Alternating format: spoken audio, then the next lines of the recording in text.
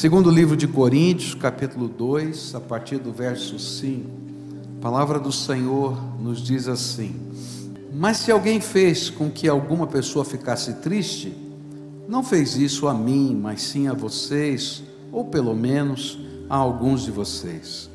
E escrevo assim para não ser muito duro com esse homem. Basta o castigo que a maioria já deu a ele. Agora vocês devem perdoá-lo e animá-lo para que ele não fique tão triste, que acabe caindo no desespero. Por isso peço que façam com que ele tenha a certeza de que vocês o amam. E foi por isso também que escrevi aquela carta. Eu queria pôr vocês à prova e saber se estão sempre prontos a obedecer aos meus ensinos. Quando vocês perdoam alguém, eu também perdoo. Porque quando eu perdoo, se é que de fato tem alguma coisa a perdoar, faço isso por causa de vocês, na presença de Cristo, a fim de que Satanás não se aproveite de nós, pois conhecemos bem os planos dele.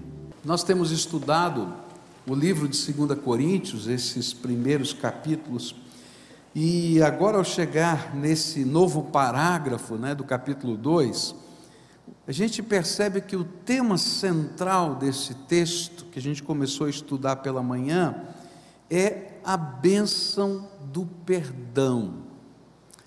E é importante que a gente entenda aqui porque é que Paulo vai apresentar nesses poucos versículos 7 razões ou 7 motivos que nós precisamos aprender a perdoar. É preciso que a gente lembre outra vez o pano de fundo, senão a gente não vai compreender o que significa isso. Ele vai dizer aqui para a gente não tem muita certeza de todos os detalhes, mas que houve um problema naquela igreja com uma determinada pessoa, e essa pessoa gerou profunda tristeza ao apóstolo Paulo. Muito provavelmente por causa dessa pessoa, aquilo que já estava meio facetado no contexto daquela igreja ficou pior, porque a gente vai aprender lá em 1 Coríntios, no capítulo 1, versículos 10 e 11, que a igreja estava totalmente dividida em partidos. Um dizia: eu sou de Paulo, eu sou de Apolo, eu sou de Pedro, eu sou de Jesus, e eles brigavam entre si. E muito provavelmente nesse contexto essa pessoa se levantou e aí a coisa desandou de vez, ficou uma confusão total. E aí Paulo manda uma carta dura, recomendando uma disciplina eclesiástica, onde o pecado dessa pessoa deveria ser confrontado conforme Jesus havia ensinado, que era: primeiro vai uma pessoa, conversa com ela, se essa pessoa não atender, você leva mais uma pessoa, conversa com ela, se essa pessoa não atender, você leva o assunto para toda a igreja, e se ele não ouvir a voz da igreja, então que ele seja disciplinado, cortado da comunhão com aquela igreja. Mas agora Tito estava voltando de Corinto e havia trazido a notícia de que aquela disciplina, conforme a orientação de Paulo, tinha acontecido e que havia resultado no arrependimento daquela pessoa. E diante desse arrependimento, o apóstolo Paulo recomenda o perdão e a restauração daquele irmão. E para fazer isso, ele vai mostrar para a gente a bênção de fazer, de entregar, de oferecer o perdão e trabalhar pela restauração das pessoas. Nessa noite eu queria continuar e vou ler agora o versículo 7. E diz assim: agora vocês devem perdoá-lo e animá-lo, para que ele não fique tão triste que acabe caindo no desespero. Há uma coisa tremenda que acontece com a gente quando a gente vive o pecado. O pecado destrói a alegria. E é por isso que, para poder sobreviver com os nossos próprios erros, a gente tem que cauterizar a nossa própria consciência, porque o pecado destrói a nossa alegria. E é isso que diz a Bíblia no Salmo 51, no verso 8, a Bíblia diz assim: faze-me ouvir outra vez os sons da alegria e da felicidade, e ainda que tenhas me esmagado e quebrado, eu serei feliz de novo. E ele está dizendo assim: olha, Senhor, que através do teu perdão o Senhor possa restaurar a alegria. E não é somente a alegria da vida que vai embora, porque eu posso até rir, posso sorrir, mas essas coisas ficam trabalhando na minha mente e ficam me perturbando.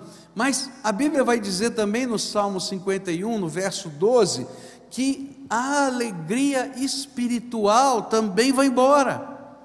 Diz assim a Bíblia: dá-me novamente a alegria da tua salvação e conserva em mim o desejo de ser obediente. Quando a gente está em pecado e persiste no pecado, a alegria da vida vai embora, porque a gente está fora da vontade de Deus. Mas a gente perde também a alegria espiritual, e perde também o desejo de estar na presença de Deus. A gente começa a fugir de Deus. Você lembra o que aconteceu lá no livro de Gênesis? Quando Adão e Eva pecaram e chegou o final da tarde, Deus passou pelo jardim, diz a Bíblia que Deus chamou Adão e Eva para conversarem com ele como ele fazia todo dia. E o que diz a Bíblia que eles fizeram? Se esconderam, eles fugiram de Deus.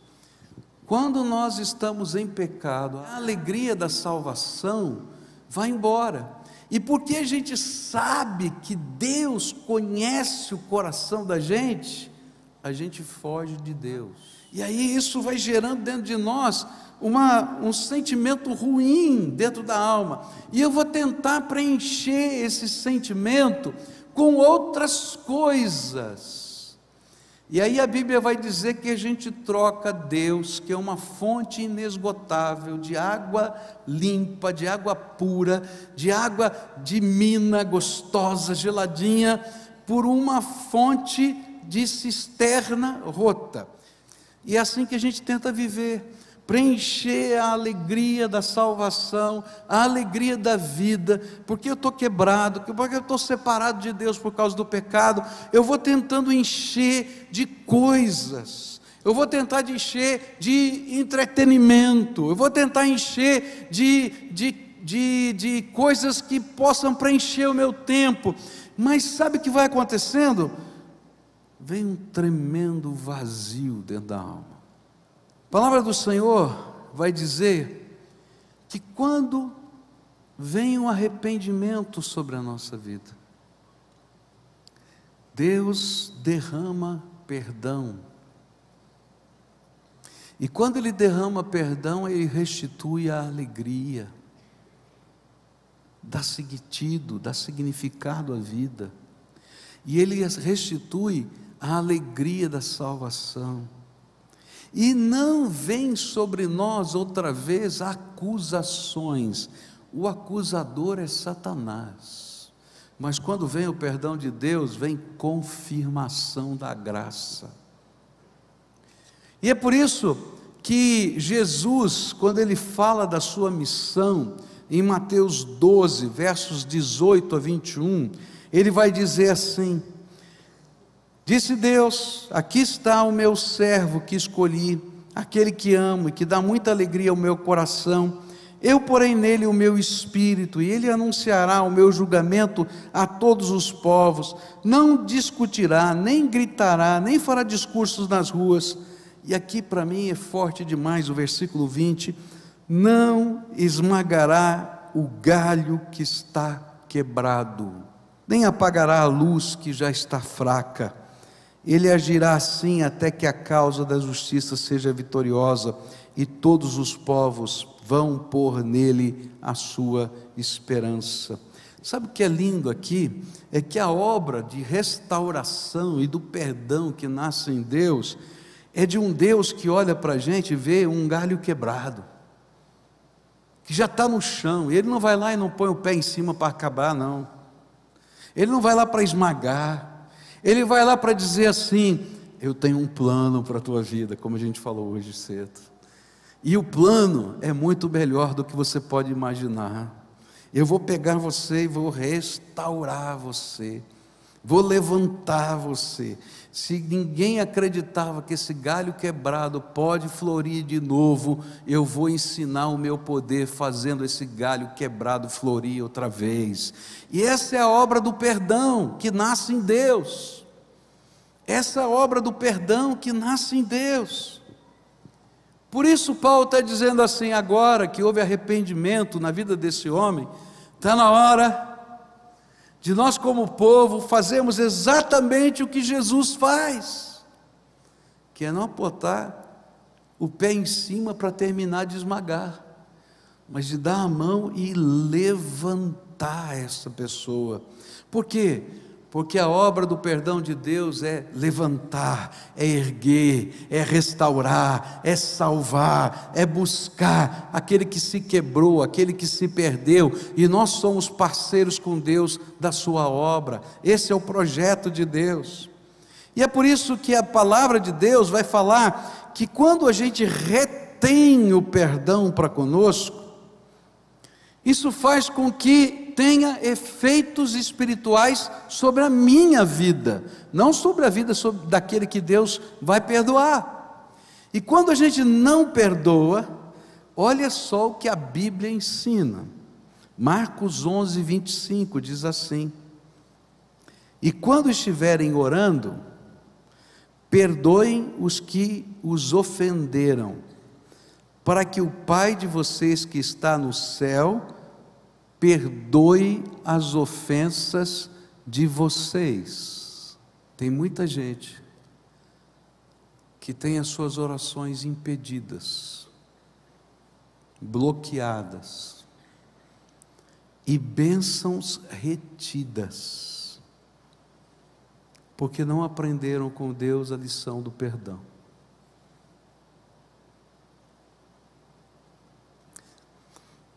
Não quer dizer que a gente concorda com tudo de errado que aconteceu, mas como eu falei hoje de manhã, tem um momento em que Deus diz, agora chega, a disciplina terminou, para a gente poder trabalhar a restauração. E a vontade de Deus é salvar, é restaurar. Quando você disciplina o seu filho, você o quê? Quer matar o seu filho? Bom, tem algumas horas que você tem vontade, né? Mas assim, isso não é verdade. Você não quer matar o seu filho. Você quer ensinar, restaurar, colocar o melhor na vida dele. É disso que a Bíblia está falando. Quando a gente erra, tem um tempo da disciplina, mas tem um tempo em que Deus diz, agora chega, agora basta. Por quê? Senão não vai sobrar nada para eu poder restaurar. E aí Deus vai te dar mais uma oportunidade. Você não está tão bom assim não, mas Ele vai lá e diz, vem cá, vamos começar de novo, vamos tentar outra vez. Estou colocando um crédito da minha graça sobre você. E aí Deus diz para a gente, vocês precisam aprender comigo a fazer essas coisas, para que haja restauração. E se a gente não aprende, as nossas orações são impedidas. Porque Deus diz assim, filho, você não está entendendo o que está acontecendo, como eu trabalho. E o pior, a Bíblia vai ensinar em vários trechos, Mateus 18, 31 a 35 e Tiago 2,13, que quando a gente retém e não perdoa, a gente chama o juízo de Deus sobre a gente. Por isso Tiago 2,13 vai dizer assim, quando Deus julgar, não terá misericórdia das pessoas que não tiveram misericórdia dos outros, mas as pessoas que tiveram misericórdia dos outros não serão condenadas no dia do juízo final. Está dizendo, olha, aprende comigo.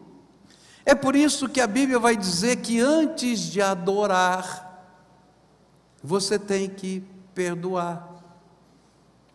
A Bíblia diz que se você está trazendo uma oferta no altar, antes de entregar a oferta no altar, você deixa de lado, guardada, vai lá, se reconcilia com o teu irmão, depois volta e entrega a oferta. alerta, porque enquanto a gente não perdoa, não é só a alegria do pecador que está sendo roubada, mas a nossa própria alegria está sendo roubada. E ele diz assim, ó, não é só para perdoar não, não é só para deixar para trás, passou, está tudo bem, mas eu quero que você dê um passo além,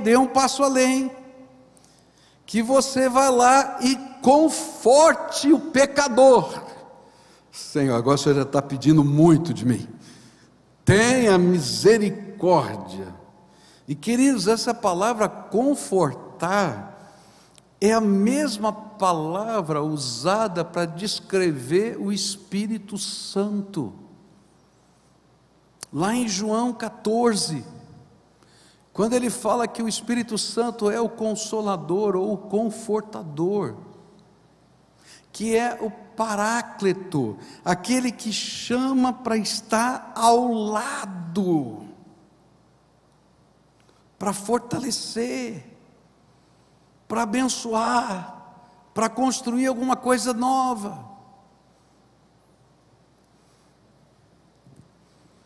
Eu confesso para você que eu tive que usar algumas técnicas, porque eu não sabia fazer isso.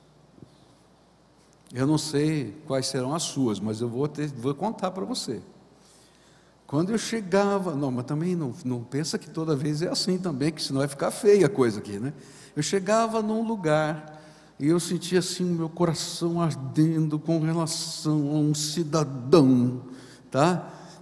O Senhor dizia assim, escuta, vai, você tem que pastorear. Então era do lado desse que eu ficava o tempo todo.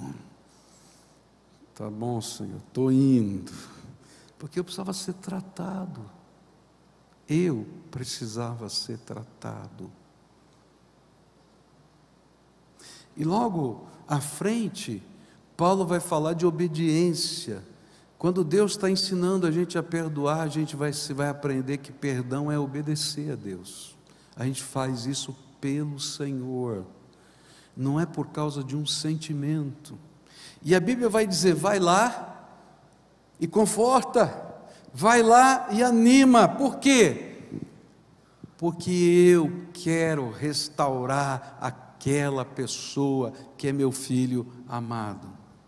Mas esses são princípios divinos na vida da gente, porque a gente está entendendo qual é a dinâmica de Deus com as pessoas. Por isso ele diz, se você entendeu o que eu estou fazendo na tua vida, se você compreende a minha graça sobre você, agora eu estou dizendo basta, terminou esse tempo da disciplina, você vai lá, e não somente perdoa, mas fortalece e abençoa. Se você é irmão, já foi, né, irmão mais velho especialmente, quantas vezes você ouviu assim o seu pai e a sua mãe dizerem, quando você estava saindo de casa, cuida do seu irmão. Ouviu ou não ouviu? Já vem cuidando do meu irmão. Mas cuida do seu irmão, é isso mesmo. Faz parte da vida. Esse é um ensino divino. Por isso Gálatas 6:1 vai dizer assim, meus irmãos, se alguém for apanhado em alguma falta, vocês que são espirituais, devem ajudar essa pessoa a se corrigir, mas façam isso com humildade, e tenham cuidado para que vocês não sejam tentados também. E aqui tem um ensino tremendo, queridos.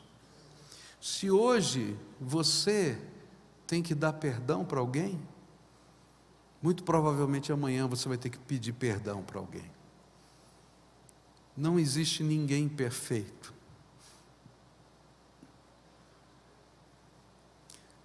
E se a gente pudesse enxergar com olhos menos passionais, porque os nossos olhos são tremendamente passionais, a gente encara a minha realidade com uma percepção mais suave do que a realidade do outro. Você teria que pedir mais perdão do que você tem pedido. Hebreus 12, versículos 12 a 13 vai dizer assim, portanto, levantem as suas mãos cansadas e fortaleçam os seus joelhos enfraquecidos, e andem por caminhos aplanados, para que o pé aleijado não manque, mas seja curado. Perdoar é o ministério de restauração, de pegar o que está quebrado e soerguer pela graça. E aqui ele vai dizer: olha, você tem que fazer isso, e você tem que fortalecer, para que a pessoa não seja consumida, ou não caia no desespero. Eu não sei qual é a tradução que você tem. E é aqui essa palavrinha que está aqui no grego, que foi traduzido por consumido, desespero, era usado para descrever animais que devoravam as suas presas completamente. Então diz assim, para que a pessoa não seja devorada. É usado para descrever em alguns textos as ondas que cobriram e afogaram alguém, foram engolidos por essa onda. Não é desejo de Deus que alguém esteja se afogando na sua tristeza. É vontade de Deus que alguém que esteja oprimido e em luto sobre o seu pecado, alguém que viva um verdadeiro arrependimento, possa sentir a alegria e tenha a sua vida marcada pela restauração de Deus e das pessoas que estão à sua volta. Por isso Deus nos chamou, e esse vai ser o tema do capítulo 5 de 2 Coríntios, como ministros da reconciliação. Deus entregou um ministério, está lá em 2 Coríntios capítulo 5, ele vai falar sobre isso logo mais. Deus entregou a mim e a você um ministério. Você é ministro de Deus. E sabe qual é o ministério que Deus colocou sobre a minha vida e colocou sobre a tua vida? O ministério da reconciliação. Há pessoas que Deus quer que você restaure. E eu vou dizer uma coisa para você que talvez choque você. Deus escolheu você e só você para essa missão. E eu vou dizer para você que quando Deus nos escolhe para isso, pode ter certeza que foram pessoas que nos machucaram. Porque não tem outra pessoa na face da terra que tenha no cofre do coração as notas promissórias da dívida guardada, a não ser você. Pode ser que outras notas promissórias estejam no coração de outras pessoas, mas as suas notas promissórias só você tem, mais ninguém. E a gente guarda as notas promissórias nos arquivos da nossa alma, porque a gente imagina que as notas promissórias que a gente está guardando só estão no cofre. Elas são o lixo da nossa alma e nós estamos presos dentro dela. A nossa alegria vai embora, a alegria dos outros vai embora, os relacionamentos ficam minados, a família fica minada. E está na hora de tirar do cofre as notas promissórias, para que haja cura, restauração dentro da nossa alma, dentro da nossa família, dentro da nossa casa, nos relacionamentos, na igreja, na vida da gente. Por isso começa a gente abrindo o cofre da gente para poder ser trabalhado por Deus. Mas a segunda coisa que eu quero desafiar você é não apenas tirar do cofre da alma as promissórias, porque às vezes a gente tira do cofre e prega na parede como marco da minha história. Só se mudou de lugar, não fez diferença nenhuma. Vai chegar uma hora que a gente tem que rasgar essas promissórias. por causa do crédito que Deus já colocou sobre nós. Porque todo o mal que nos fizeram, Deus vai transformar em bênção, porque Ele nos ama, e ninguém pode mudar o projeto que Deus tem para nós. Por isso eu rasgo as minhas promissórias. Mas a gente tem que dar um passo além. E o Senhor vai dizer assim: de hoje em diante, você que rasgou a promissória, eu vou te constituir ministro da reconciliação. E eu vou te enviar como apóstolo meu. Eu vou te enviar na minha unção, no meu poder, para pegar os galhos que estão amassados pela vida, as mentes que foram cauterizadas, para você fortalecer e dizer: Deus tem um plano para a vida dessas pessoas. E alguns desses serão aqueles que te magoaram.